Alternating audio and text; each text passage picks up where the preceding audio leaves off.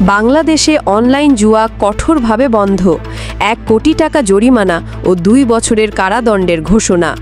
ঢাকা, বাংলাদেশ। বাংলাদেশ সরকার অবশেষে অনলাইন জুয়ার বিরুদ্ধে কঠোর পদক্ষেপ ঘোষণা করেছে। সরকারের নতুন নীতি অনুযায়ী যদি কোনো ব্যক্তির মোবাইলে অনলাইন জুয়ার কোনো অ্যাপ পাওয়া যায়, তবে সেই ব্যক্তিকে 1 কোটি টাকা জরিমানা এবং সর্বোচ্চ 2 বছরের কারাদণ্ড দেওয়া হবে।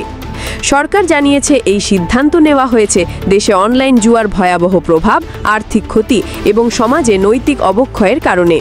আমরা চাই দেশের মানুষ নিরাপদে থাকুক আর অনলাইন জুয়া থেকে বিরত থাকুক। কারো ফোনে জুয়ার অ্যাপ থাকলে তা আমরা অনুমোদন করব না, এমনটাই জানিয়েছেন সংশ্লিষ্ট কর্মকর্তা। পুলিশ এবং টেলিযোগাযোগ কর্তৃপক্ষ মিলে এই নতুন নীতি কার্যকর করবে। তারা ব্যবহারকারীদের সচেতন করতে এবং অপরাধীদের শাস্তি দেওয়ার জন্য বিশেষ অভিযান চলমান আছে।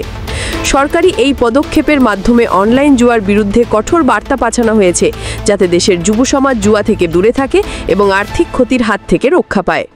আপনাদের সাথে আছে ট্রু লাইন নিউজ টিভি, সত্যের পথে সবসময়।